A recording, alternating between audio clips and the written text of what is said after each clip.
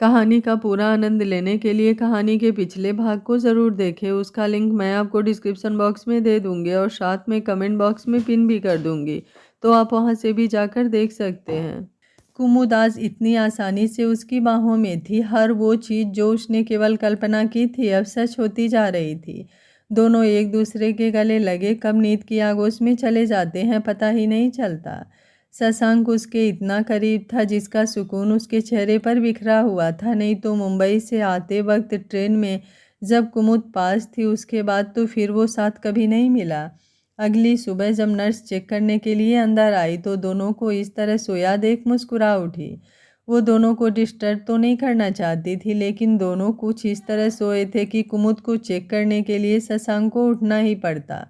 Nurse ने धीरे से शशांक को आवाज़ लगाई, जिससे शशांक की नींद खुल गई। नर्स को देखकर उसे याद आया कि वो कहाँ है। कुमुद को धीरे से लेटाते हुए बेड से नीचे उतरा। उसके बाथरूम में जाने के बाद नर्स कुमुद को चेक करने लगी, जिससे कुमुद की नींद भी खुल गई। उसने अपने पास शशांक को ना देख सिस्टर से बोला, आप कब आई और ठाकुर साहब कहाँ हैं? नर्स मुस्कुराते हुए बोली, चिंता मत कीजिए सर अभी वॉशरूम गए हैं। थोड़ी देर बाद शशांक बाहर आता है। वो नर्स से कुमुद की रिपोर्ट पूछता है। नर्स बोली, सब ठीक हो रहा है, आप जल्दी ही पूरी तरह से ठीक हो जाएंगे। कुमुद बोली, क्या हम घर जा सकते हैं? तभी डॉक्टर अंदर आते हुए बोले, अभी नहीं मिसेज ठाकुर, कम से कम 1 हफ्ते तो इंतज़ार करना ही होगा। फिर वो नर्स से रिपोर्ट लेकर खुद चेक करते हैं। उन दोनों को बाहर जाने के बाद कुमुद बोली, ठाकुर साहब डॉक्टर ने मुझे मिसेज ठाकुर क्यों कहा? अभी तो हमारी शादी नहीं हुई है ना? शशांक मुस्कुराते हुए उसके माथे को चूम, नहीं हुई है तो हो जाएगी, आप मेरी मिसेज ठाकुर ही हैं। शादी तो बस एक रस्म है दुनिया को दिखाने के लिए। कहते हुए उसे वो दिन याद आया जब उसने कुमुद से ज़बरदस्ती शादी की थी। वो कुमुद की आंखों में देखते हुए बोला, वैसे शादी के बारे में आपका क्या ख्याल है? कुमुद अपना एक हाथ धीरे से उसके गले में डालते हुए, शादी गलत और सही को बताने का तरीका है, जिससे हम सही रिश्ते और नाजायज़ रिश्ते में फ़र्क समझते हैं। इससे ज़्यादा कुछ नहीं। मुझे नहीं पता हमारे धर्म शास्त्रों में शादी के क्या क्या महत्व बताए गए हैं और क्या सच में उनका महत्व है या नहीं, मुझे ये जानना भी नहीं है। लोग तो ये सही गलत वाला फ़र्क भी नहीं अपना पाते। मेरे लिए दिलों का जुड़ना सबसे ज़्यादा महत्व रखता है। अगर दिल जुड़े हैं तो हर रस्मों का एक अलग ही महत्व है, अगर नहीं तो कोई महत्व नहीं है। शशांक कुमुद की आंखों में देखते हुए मन ही मन, यादाश्त भूल गई है लेकिन एटीट्यूड अभी भी वही है। वो फिर से झुककर उसके माथों पर अपना लब रखते हुए, मुझे यही चीज़ें तो आपकी पसंद है। मैं हमेशा चाहता हूँ आप कभी भी नहीं बदलें, किसी के लिए भी नहीं। कुमुद बोली, अगर कोई आदत गलत हो तो उसे बदल लेना बिल्कुल गलत नहीं है। बाकी आपने ठीक कहा, कोई हमें प्यार करे तो वैसे ही करे जैसे हम हैं। वैसे मुझे बताइए ना, हम दोनों कैसे मिले थे? शशांक को अपनी पहली मुलाकात याद आ गई। अचानक उसके चेहरे पर परेशानी की रेखाएं उभरने लगी। दिल एक बार फिर से डरने लगा। कुमुद आगे कुछ पूछ पाती उससे पहले ही कमरे का दरवाज़ा खुला और सारी फैमिली अंदर आई। कुमुद शशांक जल्दी से एक दूसरे से अलग हुए, कुसुम और अनुज दोनों को छेड़ते हुए। अरे कहीं हमने डिस्टर्ब तो नहीं कर दिया? कुमुद गुस्से से घूरते हुए बोली, जब डिस्टर्ब कर दिया तो पूछ क्यों रहे हैं? ये सुनते ही सभी हैरानी से कुमुद को देखने लगते हैं। शशांक मुस्कुराते हुए बोला, आप लोग भूल रहे हैं, शेरनी हर हाल में शेरनी ही रहती है। सुनील जी हंसते हुए बोले, ये तो आपने बिल्कुल ठीक कहा बेटा। वैसे कब कैसी तबीयत है आपकी? कुमुद मुस्कुराते हुए बोली, मैं ठीक हूँ पापा, आप प्लीज़ डॉक्टर को कहिए ना अब मुझे डिस्चार्ज दे दें। सुनील जी बोले, लेकिन अभी आप पूरी तरह से ठीक नहीं हुई हैं। सुभद्रा जी बोली, हर जगह अपनी मन मर्जी चलाना बंद कर, जब तक डॉक्टर खुद से नहीं कहेंगे तू इस बेड से नीचे नहीं उतरेगी। कुमुद बोली, मुझे लगा ही था, मेरे पापा जितने स्वीट हैं आप उतना ही खड़ूस। सुभद्रा जी उसके कान पकड़ते हुए बोली, क्या कहा तुमने? मैं खड़ूस हूँ? कुमुद चिल्लाती हुई बोली, पापा देखो इन्हें, ये मेरे कान खींच रही हैं। सुनील जी कुछ कहते तभी शशांक आगे बढ़कर, प्लीज़ माँ छोड़ दीजिए, अभी सर में दर्द है। सुभद्रा जी मुस्कुराते हुए शशांक के चेहरे पर हाथ रखते हुए बोली, देख तुझसे अच्छा तो मेरा बेटा है, कितनी प्यार से बात करता है। कुमुद बोली, हाँ तो ये भी मेरी पसंद है। कुसुम बोली, अच्छा तुझे याद है कुमुद बोली, अरे नहीं याद है तो क्या हुआ, मुझे पता है इतनी बेस्ट चॉइस मेरी ही हो सकती है। वैसे दी, मैं अभी इनसे यही पूछ रही थी कि हम कैसे मिले थे, मुझे बताइए ना आप लोग। सुभद्रा जी शशांक की तरफ देखती हैं, जिसके माथे पर पसीने की बूंदें छलछलाने लगी थी। बाकी सब भी शशांक की हालत देख सारी बातें समझ रहे थे। सुभद्रा जी बोली, अरे हमें कैसे पता तुम लोग कहाँ मिले थे, तुम तो डायरेक्ट शादी करके ही घर आई थी और तब हमें पता चला था। ये सुनते ही सभी लोग हैरानी से सुभद्रा जी को देखने लगते हैं, जो कि कितनी मुश्किल से अपनी हंसी छुपा रही थी। कुमुद सुभद्रा जी की बातें सुन क्या, फिर सोचते हुए, पापा क्या सच में मैं इतनी बुरी थी, छी छी, नहीं नहीं, मैं ऐसा नहीं कर सकती। माँ आप झूठ बोल रही हैं ना, अभी मेरी उम्र ही क्या होगी और मैंने आप लोगों को बिना बताए शादी कर ली। तभी उसे कुछ याद आता है, फिर वो सुभद्रा जी की तरफ देखते हुए, आप झूठ बोल रही हैं ना, मुझे अभी ठाकुर साहब ने बताया हमारी शादी हुई नहीं है और मैं शादी कैसे कर सकती हूँ, अभी तो दी हमसे बड़ी है ना और अभी तो इनकी ही शादी नहीं हुई है। सभी लोग जो मुंह दबाए हंस रहे थे, कुमुद की बातें सुन खुलकर हंस पड़ते हैं।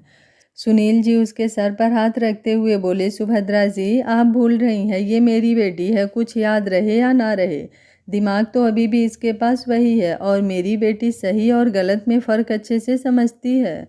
कुमुद मुंह बनाते हुए बोली, माँ आप बहुत बुरी हैं, कोई ऐसा कहता है क्या अपनी बेटी को, मुझे आपसे बात ही नहीं करनी। सुभद्रा जी प्यार से उसके गले लगते हुए, मैं बस थोड़ा सा मजाक कर रही थी।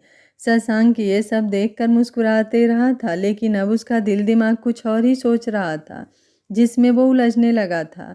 अनुज और बाकी सब भी शशांक की हालत समझ रहे थे। सुभद्रा जी बोली, सुभद्रा जी कुसुम की मदद से कुमुद को वॉशरूम ले जाती हैं, तब तक सभी जेंट्स बाहर कॉरिडोर में आ गए थे। सुनील जी शशांक के कंधे पर हाथ रखते हुए बोले, इतना परेशान नहीं होते। शशांक बोला, पापा जिस दिन कुमुद को सब याद आया उस दिन क्या होगा। अनुज बोला, कुछ नहीं होगा, हमें नहीं पता उनकी याददाश्त कब आएगी, बस इतना पता है कि जब तक आएगी तब तक तू अपनी इतनी मोहब्बत उनके दिल में भर दे कि कोई भी पुरानी याद के लिए जगह ही ना बचे। सुनील जी बोले, अनुज ठीक कह रहे हैं बेटा, और जिस तरह कुमुद होश में आने के बाद आपके साथ कंफर्टेबल है, मेरा अनुभव कहता है कि एक्सीडेंट होने से पहले ही वो अपने एहसासों को पहचान चुकी थी।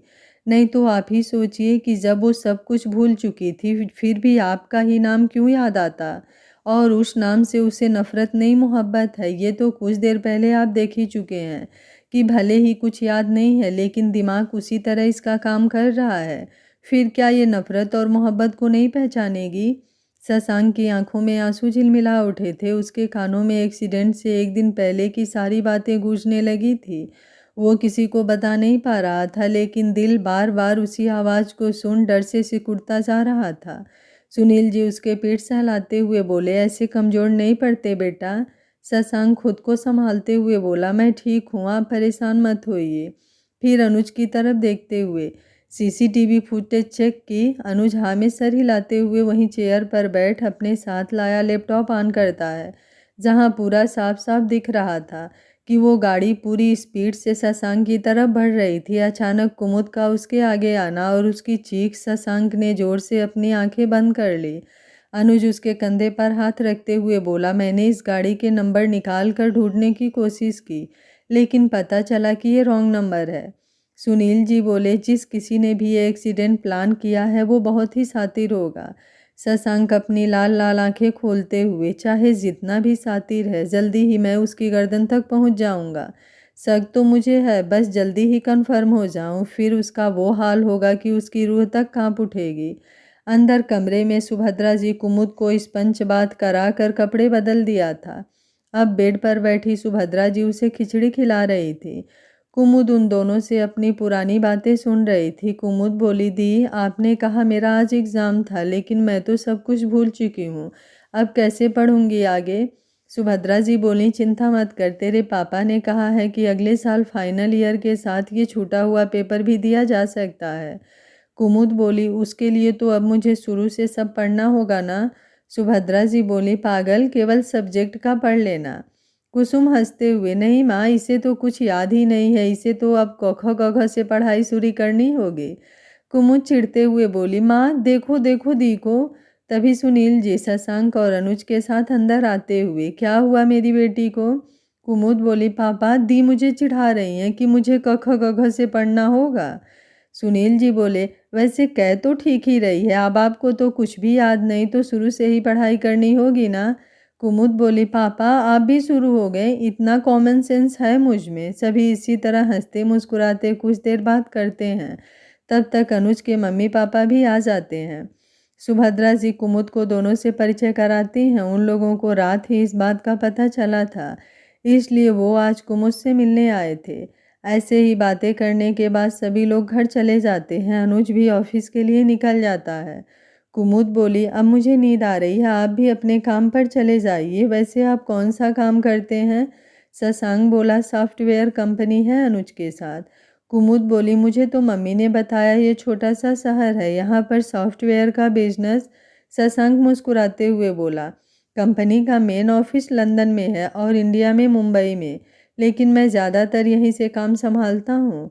कुमुद बोली, हाँ ये हो सकता है, अब तो टेक्नोलॉजी इतनी हाई हो गई है, इंसान कहीं से भी बैठकर अपने काम देख सकता है। शशांक बोला, अच्छा अब बहुत बातें हो गई, चलिए अब सो जाइए। कुमुद बोली, ओके आप भी अपना काम देख लीजिए, मेरी वजह से उस पर भी असर पड़ रहा होगा। शशांक बोला, ऐसी कोई बात नहीं है, मैं यहीं से काम संभाल लूँगा, बाकी मीटिंग के लिए और ऑफिस की देख रेख के लिए अनुज है। कुमुद बोली, अब मुझे समझ आ रहा है, शायद मैं जीजू के थ्रू ही आपसे मिली हूँ, आप जीजू के बेस्ट फ्रेंड हैं। शशांक बोला, इतना मत सोचिए, चलिए सो जाइए, चाहे हम जैसे मिले हों वो मायने नहीं रखता, मायने ये रखता है कि हमारी रूह एक दूसरे से जुड़ी है। कुमुद अपनी आंखें बंद करते हुए बोली, वो तो है, आपको पता है जब से होश आया है मेरे सामने एक धुंधली सी छवि आ रही थी और धड़कनों से एक ही नाम, ठाकुर साहब। जब सभी हमसे मिलने आए तो वो छवि को सबसे मैच कर रही थी, लेकिन कोई उससे मैच नहीं हो रहा था।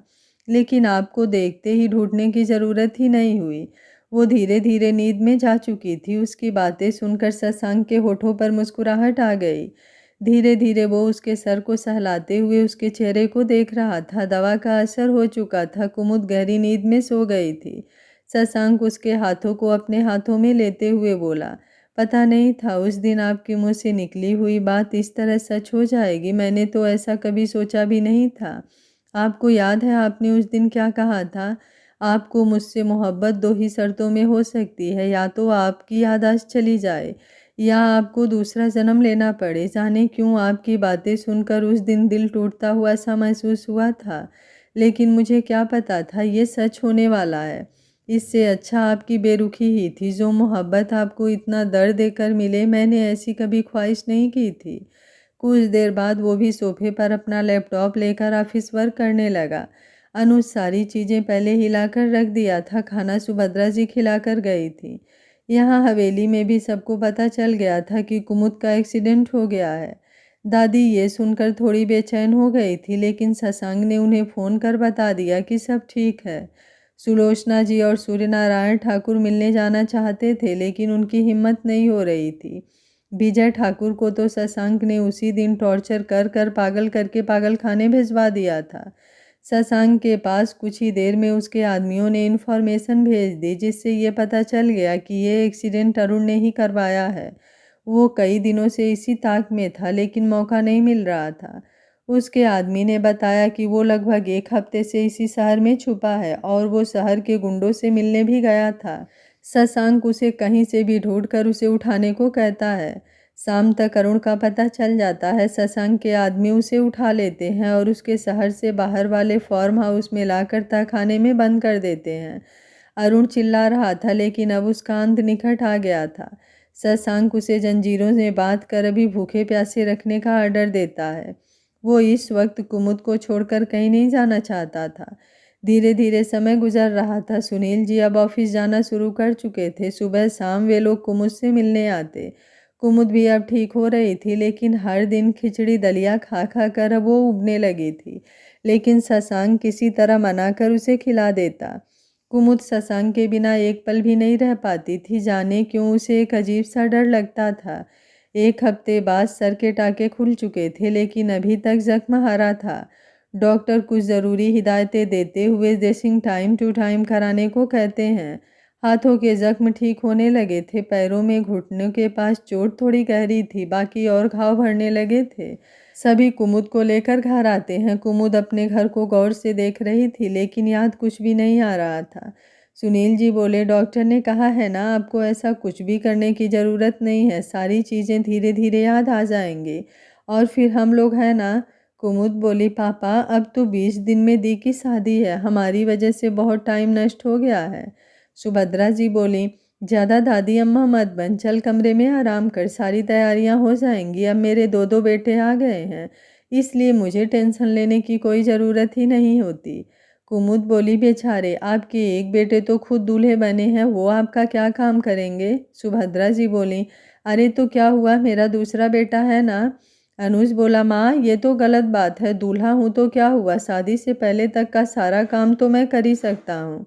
कुमुद बोले, अरे वाह जीजू, आप तो सच में मेरे माँ के बेटे बन गए, इसलिए मैं सोचूं कि हम दोनों बेटियों पर इतना रौब क्यों चलाती हैं। अनुज बोला, ओ क्यों। कुमुद कब्रे की तरफ भागते हुए, क्योंकि अब हम दोनों इन दोनों की बहुएं जो बनने वाली हैं, सास के रोल में तो आएंगी ही। सुभद्रा जी एक डंडा उठाते हुए, रुक तुझे मैं बताती हूँ। कुमुद कमरे में से चिल्लाते हुए, देखा पापा, मैंने कहा था ना, ये बिल्कुल सास बन गई हैं। जीजू ठाकुर साहब अपनी माँ को संभालिए, नहीं तो हम लोग भी बहू के रोल में आ गए तो बहुत भारी पड़ेगा। सुभद्रा जी बोली, अपनी तबीयत खराब का बहुत फायदा उठा रही है, तू एक बार ठीक हो जा, फिर बताती हूँ सास क्या होती है। सभी हंस हंस कर लोटपोट हो रहे थे। सुभद्रा जी सबको डांटते हुए अपने अपने कमरे में जाने को कहती है। सुनील जी बोले, आज हम सबकी काम पर से छुट्टी है, कई दिनों बाद तो फिर से घर में रौनक आई है। सुभद्रा जी मुस्कुराते हुए बोली, चलिए आप लोग बैठिए, मैं लंच बनाती हूँ। शशांक बोला, माँ हर दिन तो आप बनाती हैं, आज आप आराम कीजिए, आज मैं बनाता हूँ। अनुज बोला, पागल हो गया है, तुझे कुछ बनाने आता भी है। शशांक बोला, तो तू किस दिन काम आएगा। सुभद्रा जी बोली, अरे नहीं बेटा, आप लोग क्यों करेंगे, मैं बनाती हूँ ना। शशांक उन्हें कंधे से पकड़कर बैठाते हुए बोला, जब बेटा माना है तो बेटी की तरह ही रखिए, मेहमानों की तरह क्यों कर रही हैं। वैसे अनुज ने सही कहा, मुझे उतना ज़्यादा तो नहीं, लेकिन अनुज बहुत अच्छा खाना बनाता है। दोनों कुछ देर में किचन में चले आते हैं। कुसुम आकर उनकी हेल्प करने लगती है। कुमुद अपने बेड पर बैठे हुए, ठाकुर साहब अभी तक क्यों नहीं आए, जाने क्यों लगता है कि वो कुछ तो मुझसे छुपा रहे हैं। मेरे साथ तो रहना चाहते हैं, लेकिन उसमें कुछ अधूरा सा लगता है, पूछने पर कुछ बताते भी नहीं, हमेशा मेरी बात टाल जाते हैं। घर में भी सभी बचपन से लेकर आज तक की सारी बातें तो बताते हैं, लेकिन मैं ठाकुर साहब से कैसे मिली, कब मिली, कोई कुछ नहीं बताता। कुछ तो राज है जो मुझे पता करना होगा। वो अपने कमरे को अच्छे से देखने लगती है, लेकिन कुछ याद नहीं आता। वो आंखें बंद कर बेड पर लेट जाती है। अनुज और शशांक खाना बना रहे थे। कुमुद शशांक का इंतजार करते हुए उसके बारे में ही सोच रही थी, लेकिन कुछ भी समझ नहीं आ रहा था। किचन से कुसुम के जाने के बाद अनुज बोला, तू भाभी से दूर भाग रहा है ना। शशांक बोला, ऐसा कुछ भी नहीं है, मैं उनसे दूर क्यों भागूंगा। अनुज बोला, अच्छा तो ये किचन में क्या कर रहा है। शशांक बोला, अपना दिमाग चलाना बंद कर और खाना बना। अनुज बोला, शशांक कोई ऐसी बात है जो तुझे अंदर ही अंदर खाए जा रही है, तू मुझे बता सकता है, हो सकता है मैं तुम्हारी हेल्प कर सकूं। शशांक बोला, कोई बात नहीं है, बस मैं इतना सोच रहा हूँ कि कुमुद की याददाश्त कैसे वापस लाई जाए। अनुज बोला, अच्छा और ये महान काम करने को इतनी जल्दी क्यों कर रहा है। शशांक बोला, क्योंकि ये ज़रूरी है। अनुज बोला, शशांक जो भी बात है साफ साफ मुझे बताएगा, नहीं तो आज के बाद मुझसे बात मत करना। शशांक बोला, ऐसी कोई बात नहीं है यार, बस एक डर सा लगने लगा है, जिस दिन कुमुद की याददाश्त वापस आई तो क्या होगा। होश में आने के बाद जिस तरह उनका बिहेव मेरे प्रति बदला है, क्या वो हमेशा के लिए है या। अनुज बोला, मैं तेरी बात समझ रहा हूँ, तेरा डर जायज़ है, लेकिन ये भी तो सोच कि जब उन्हें याद आएगा तो ऐसा नहीं है कि नई बातें भूल जाएंगी। उन्हें ये बात भी याद रहेगी कि वो तुझसे प्यार करती हैं, इतना कि अब वो तेरे बिना रह नहीं पाती। शशांक बोला, पता नहीं क्या होगा, लेकिन उनकी इतने करीब जाकर फिर से दूर होना पड़े तो अब की बार तो मर ही जाऊंगा। अनुज बोला, तू पागल हो गया है, ऐसा कुछ भी नहीं होगा। शशांक बोला, अच्छा चल छोड़ इन बातों को, सभी खाने के लिए इंतजार कर रहे होंगे, कुमुद को भी दवा देनी है।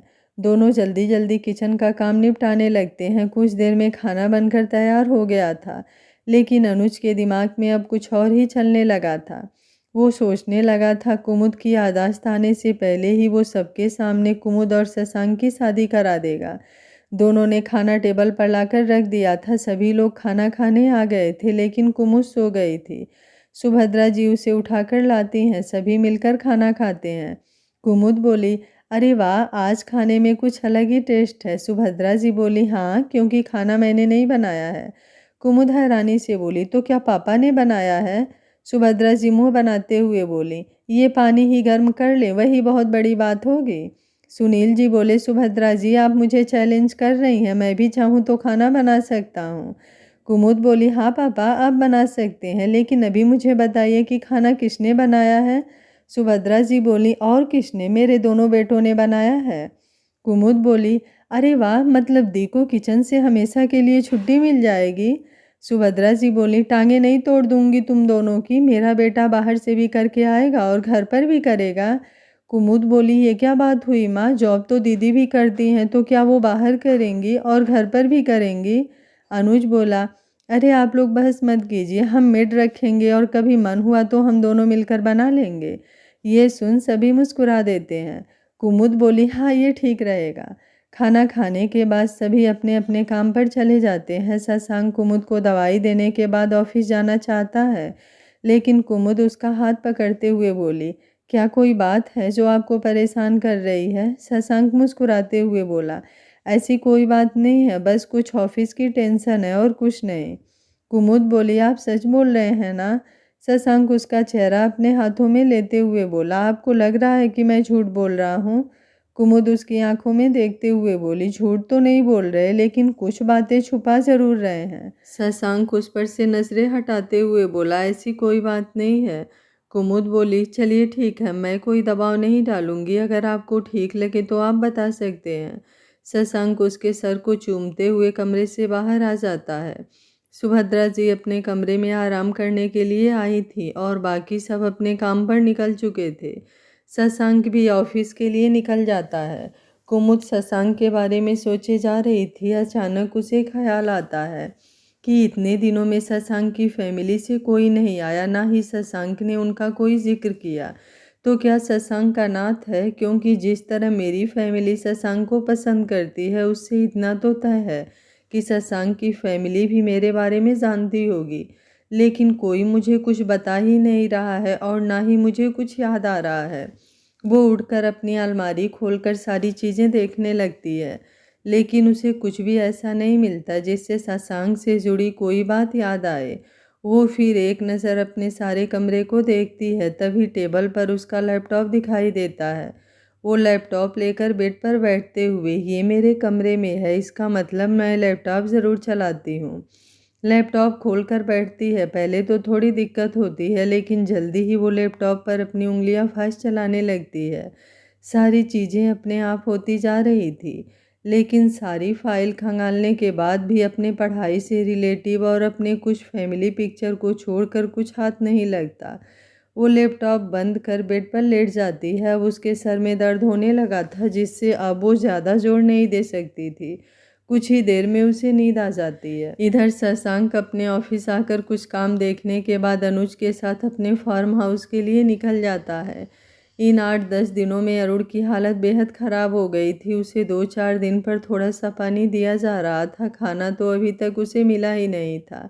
शशांक के पहुंचते ही उसके गार्ड उसे लेकर तहखाने में जाते हैं। लाइट ऑन होते ही शशांक के कानों में कराहने की आवाज़ आती है। अरुण बिल्कुल बेहोशी की हालत में था।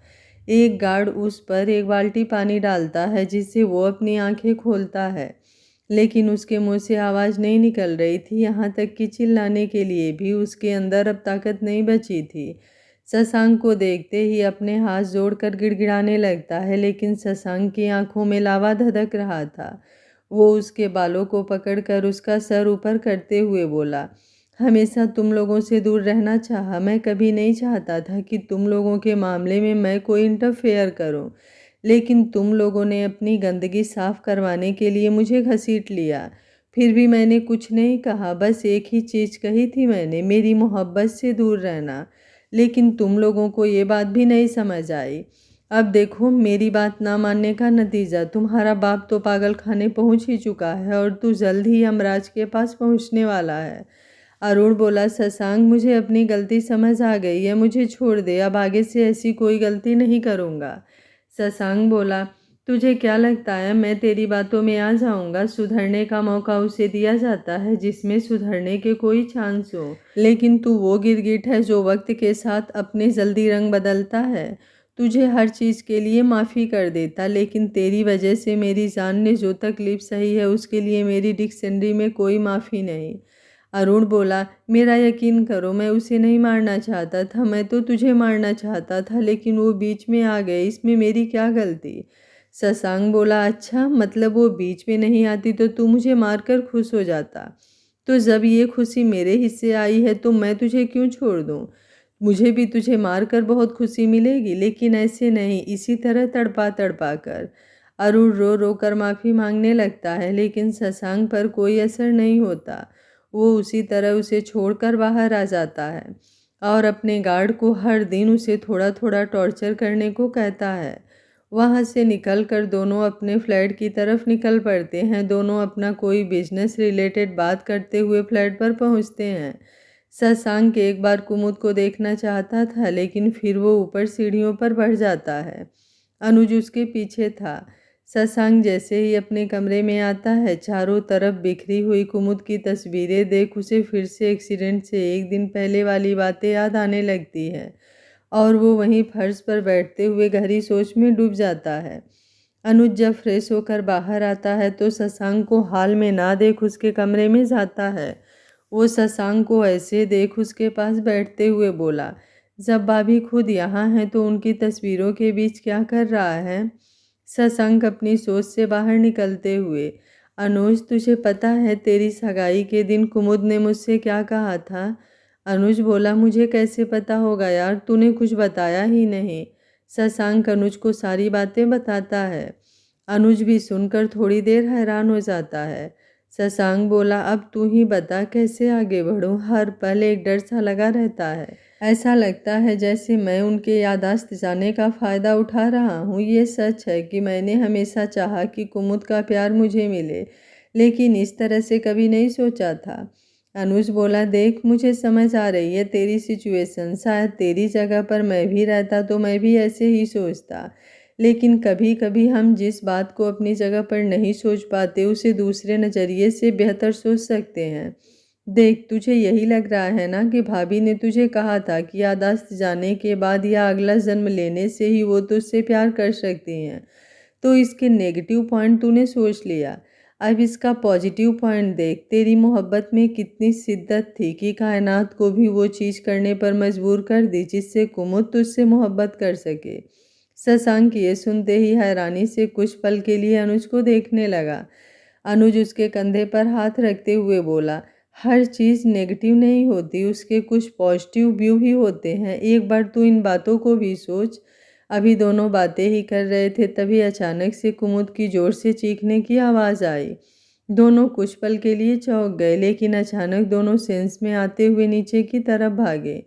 नीचे कुमुद गहरी नींद में सो रही थी कि अचानक ही वो ठाकुर साहब चिल्लाते हुए उठकर बैठ गई। इस वक्त वो बुरी तरह से काँप रही थी, उसका पूरा शरीर पसीने से लथपथ हो चुका था। सुभद्रा जी उसकी चीख सुनकर दौड़ते हुए उसके कमरे में आई।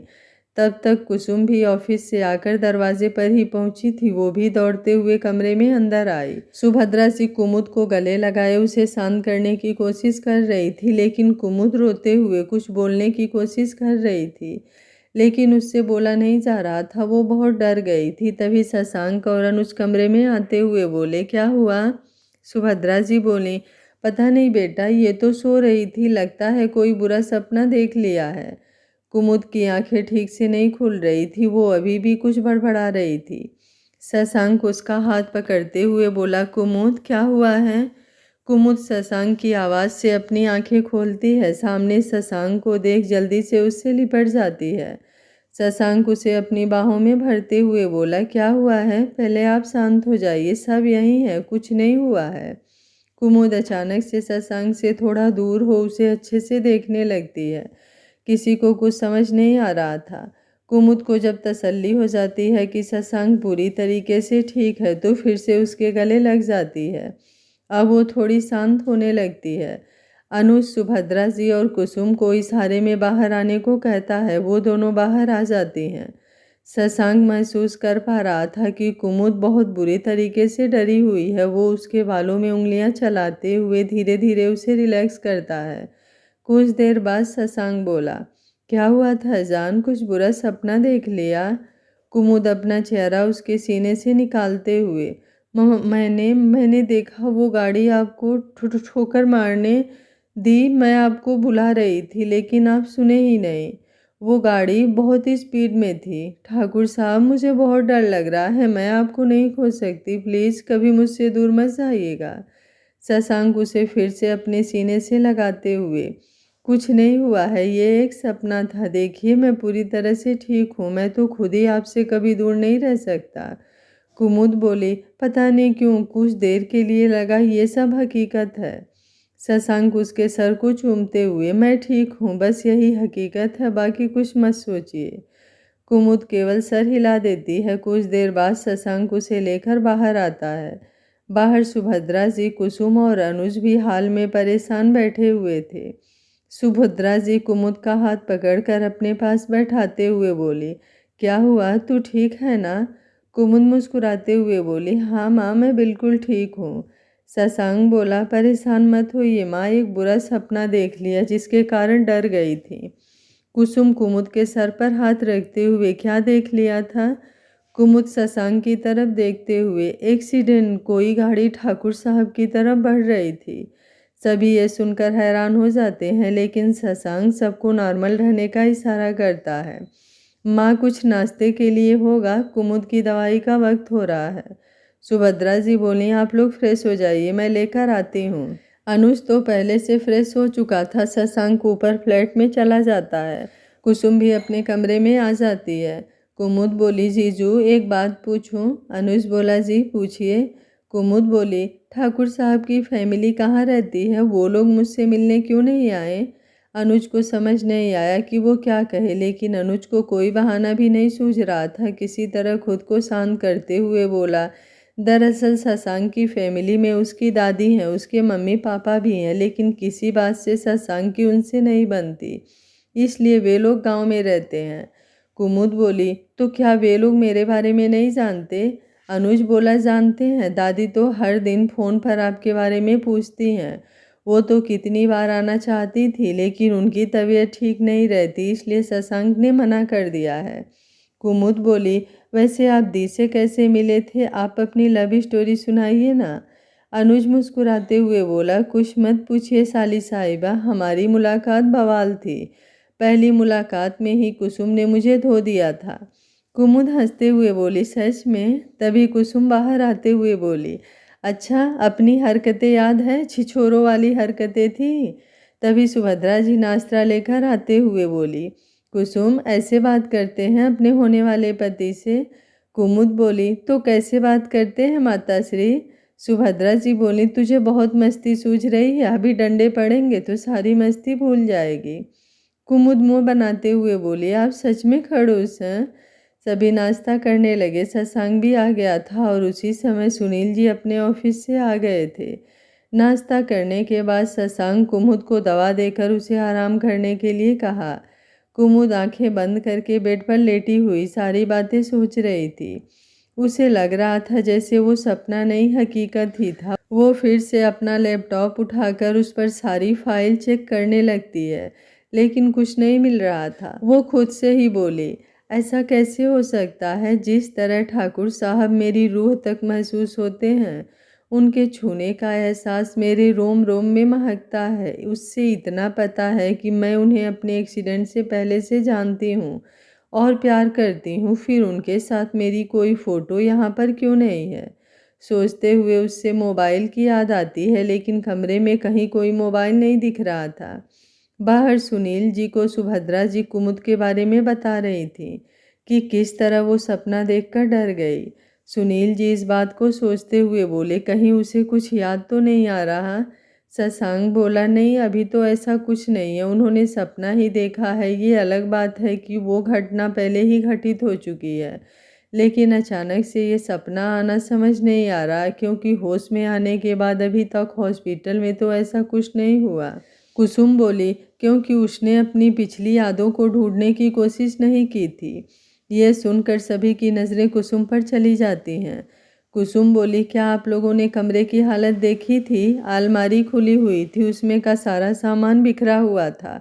टेबल पर रखी चीज़ें और बाकी चीज़ें भी इधर उधर पड़ी हुई थी और लैपटॉप बेड पर था। सुभद्रा जी बोली, इसका मतलब वो कुछ ढूंढ रही है, लेकिन क्या? सुनील जी बोले, हमने तो उसे बचपन से लेकर अब तक की सारी बातें बता दी है, फिर वो क्या जानने की कोशिश कर रही है? शशांक सोचते हुए थोड़ा परेशान हो उठता है, लेकिन किसी को मालूम नहीं चलने देता। अनुज बोला, शशांक, कभी कुछ देर पहले जब सभी फ्रेश होने चले गए थे तो वो हमसे तुम्हारी फैमिली के बारे में पूछ रही थी। शशांक बोला, वो मेरे बारे में ही जानने की कोशिश कर रही है। सुनील जी बोले, अभी तो उसकी तबीयत भी ठीक हुई नहीं है, उसे आपके बारे में पुरानी कुछ बातें पता चल गई तो पता नहीं कैसे रिएक्ट करेगी। शशांक बोला, परेशान मत होइए, मैं बात करके देखता हूँ। सुभद्रा जी बोली, तुम भी टेंशन मत लो बेटा, मुझे पता है तुम सब ठीक कर दोगे।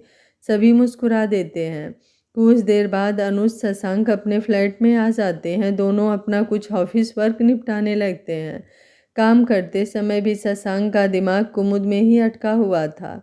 रात को कुसुम अनुज को फ़ोन कर डिनर के लिए सब आ जाइए। कुमुद डिनर करते वक्त भी सोच में डूबी हुई थी। शशांक धीरे से टेबल के नीचे से उसकी उंगलियों में अपनी उंगलियां उलझा लिया। कुमुद होश में आते हुए उसकी तरफ देखने लगती है। शशांक उसे खाने का इशारा करता है। कुमुद मुस्कुरा कर खाने लगती है।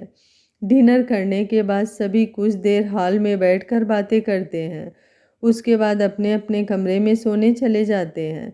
शशांक अनुज को कुसुम से फ़ोन कर कुमुद को छत पर बुलाता है। कुमुद बोली, दी, अगर आपके पास मोबाइल है तो मेरे पास भी होगा।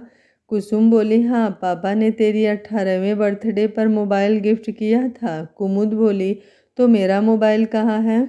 कुसुम मुंबई से आने के बाद उसका मोबाइल अपने पर्स में ही भूल गई थी। वो उठकर मोबाइल निकाल कर देती है। मोबाइल स्विच ऑफ हो गया था। उसी समय कुसुम के मोबाइल पर अनुज कॉल करके कुमुद को छत पर भेजने को कहता है। कुसुम बोली, चल अभी मोबाइल चार्ज में लगा देती हूँ, तब तक छत पर जा, शशांक जी तेरा इंतजार कर रहे हैं। कुमुद हैरानी से बोली, आपको कैसे पता? कुसुम अपने मोबाइल की तरफ इशारा कर देती है, क्योंकि अनुज लाइन पर ही था। कुमुद मुस्कुराते हुए छत की तरफ बढ़ जाती है। कुमुद जैसे ही टेरिस पर पहुंचती है, शशांक पीछे से उसे बाहों में भर लेता है। कुमुद मुस्कुराते हुए उसके सीने से अपना सर लगाकर उसकी बाहों पर अपने हाथ रख देती है। दोनों खामोशी से एक दूसरे को महसूस करते हुए सुकून से आंखें बंद कर वैसे ही खड़े रहते हैं। कुछ देर बाद शशांक उसे लेकर वहीं एक तरफ फर्श पर बैठते हुए, सीढ़ियाँ चढ़ने में पैरों में ज़्यादा दर्द तो नहीं हो रहा?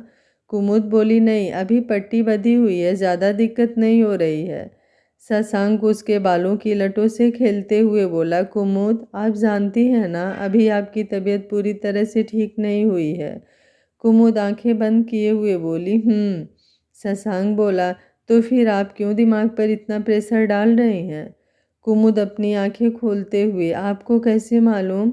शशांक बोला, चाहे जैसे भी मालूम है, लेकिन आप मुझे बताइए, ऐसा क्यों कर रही हैं? कुमुद उसका चेहरा अपने हाथों में लेते हुए बोली, तो और क्या करूं? आप लोगों ने सब कुछ तो बताया, लेकिन आप अपने बारे में कुछ भी नहीं बताते। ऊपर से मुझे लगता है कि आप कहीं ना कहीं मुझसे दूर भाग रहे हैं, पूछने पर भी नहीं बता रहे। मैंने आज अपना पूरा रूम ढूंढा, लेकिन हम दोनों से रिलेटेड कुछ भी नहीं मिला। लैपटॉप में हमारी एक फ़ोटो भी नहीं है। समझ नहीं आ रहा, कहीं मेरे आसपास जो ये दुनिया है ये झूठ तो नहीं? शशांक बोला, कुछ भी झूठ नहीं है। आपने ऐसा सोचा भी कैसे? कुमुद बोली, जानती हूँ कुछ भी झूठ नहीं है, लेकिन बहुत कुछ ऐसा है जो मुझसे जुड़ा हुआ है, लेकिन मुझे वो छूट रहा है, ना ही आप लोग बता रहे हैं। जब भी आपसे पूछती हूँ हम दोनों कैसे मिले, आप बात टाल जाते हैं।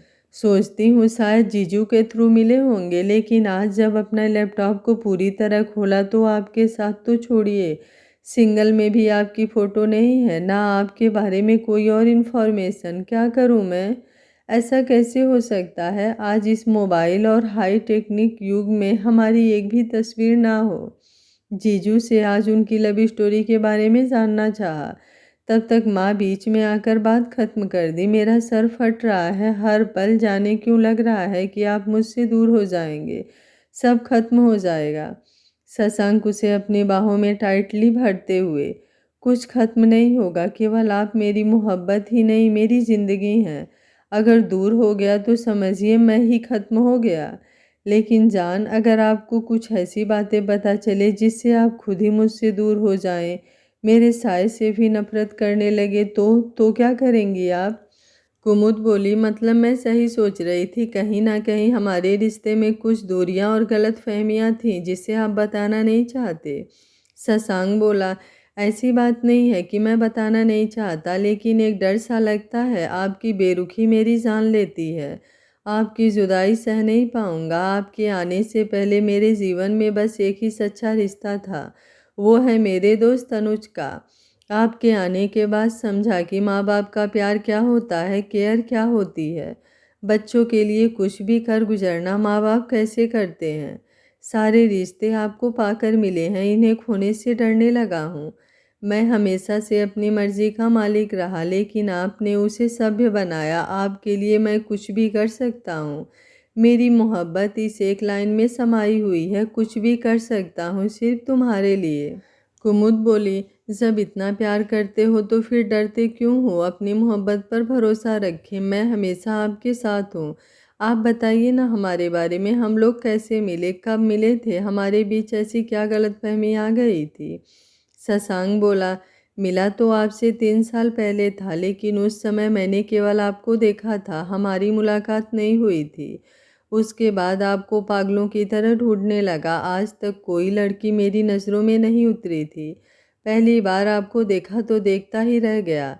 उसके बाद आप लास्ट एग्ज़ाम के दिन मिली, लेकिन उस दिन भी मिल नहीं पाया। मैंने सोचा शायद ये कुछ पल का अट्रैक्शन होगा, लेकिन नहीं, आप हर पल मेरे ख्यालों में आने लगे। आपके सिवा दिल को कुछ पसंद नहीं आया। फिर इतने सालों बाद मिला तो हमारे बीच बहुत बड़ी गलतफहमी की दीवार खड़ी हो गई थी। मेरी छवि आपकी नज़र में गलत बन चुकी थी। मैं कोशिश कर रहा था अपने बीच के इस दीवार को तोड़ने की, लेकिन आपकी बेरुखी मुझे कमज़ोर कर रही थी, और इसी बीच आपका एक्सीडेंट हो गया। कुमुद बोली, ऐसा भी क्या किया था जो मैं आपसे इतना नाराज़ हो गई थी? क्योंकि इन बीते 10 दिनों में जितना मैंने आपको जाना है, मुझे नहीं लगता कि मैं आपसे कभी नाराज़ हो सकती हूँ। आपका ये हैंडसम और क्यूट सा चेहरा देखकर भला कौन नाराज़ होगा? कहते हुए शशांक का नाक पकड़कर खींच देती है। शशांक कुमुद का नया रूप देखकर हैरान हो गया, लेकिन वो अपनी मुस्कान छुपाकर झूठ मूठ की नाराज़गी दिखाते हुए बोला, कुमुद, हैंडसम तो ठीक है, लेकिन मैं आपको क्यूट कहाँ से लगता हूँ? मैं कोई बेबी हूँ? कुमुद खिलखिलाकर हंसते हुए बोली, बिल्कुल, देखिए बेबी के जैसे शिकायतें कर रहे हैं। शशांक बोला, कुमुद? कुमुद मुस्कुराते हुए बोली, हाँ ठाकुर साहब। शशांक बोला, आपकी शरारत ज़्यादा नहीं बढ़ रही है? कुमुद बोली, बिल्कुल नहीं, मैंने तो कोई शरारत नहीं की। शशांक बोला, अच्छा जी, कहते हुए अपने हाथों की उंगलियां उसके गालों पर चलाने लगता है, जिसे महसूस करते ही कुमुद सिहर जाती है। वो शशांक से छूटने की कोशिश करती है, लेकिन अब वो शशांक की बाहों में थी, अलग होना तो नामुमकिन ही था। कुमुद हकलाते हुए बोली, ठाकुर साहब। शशांक कुमुद की नकल करते हुए बोला, हाँ कुमुद। कुमुद गुस्से से घूर कर शशांक को देखती है। शशांक मुस्कुराते हुए बोला, क्या हुआ जान, इतने में ही धड़कनें फास्ट चलने लगी? अभी तो ये शुरुआत ही है। कुमुद जल्दी से अपना चेहरा उसके सीने में छुपाते हुए बोली, चुप कीजिए ना। शशांक मुस्कुरा देता है। कुछ देर बाद शशांक कुमुद की बालों में अपनी उंगलियां फिराते हुए बोला। शशांक बोला, जान, सच में आप कभी मुझे छोड़कर नहीं जाएंगी ना? कुमुद अपना चेहरा उसके सीने से निकालते हुए शशांक का चेहरा अपने हाथों में लेकर बोली, मैं नहीं जानती मेरा अतीत कैसा था, लेकिन मैं अपना वर्तमान और फ्यूचर जानती हूँ, और इसमें केवल आप हैं। आप मुझ में कुछ इस तरह से शामिल हैं जैसे सांसें धड़कन से। मैं आपसे कभी जुदा नहीं हो सकती। आपके पास होने से खुद को पूरा महसूस करती हूँ। जब होश आया तो इन नज़रों में किसी की पहचान बाकी नहीं थी, यहाँ तक कि खुद के नाम की भी। लेकिन केवल आपके सामने आने से मेरी धड़कनें धड़क उठीं। ऐसा लगा जैसे मैं अपने खुद के हिस्से से ही मिल रही हूँ। कैसे कब मैं इतना प्यार कर बैठी मुझे खुद मालूम नहीं, लेकिन आज बस यही सच है कि मैं आपसे बहुत प्यार करती हूँ और मुझे आपके लिए हर चीज़ गंवारा है, सिर्फ तुम्हारे लिए। कुमुद की बातें सुनकर शशांक ने सुकून से अपनी आंखें बंद कर लिया और उसे खींचकर अपने सीने से लगाकर उसे अपनी रूह तक महसूस करने लगा। जो बेपनाह मोहब्बत शशांक कुमुद की आंखों में सिर्फ अपने लिए देखना चाहता था, आज उसकी आंखों और बातों में भी उसे महसूस हो रही थी।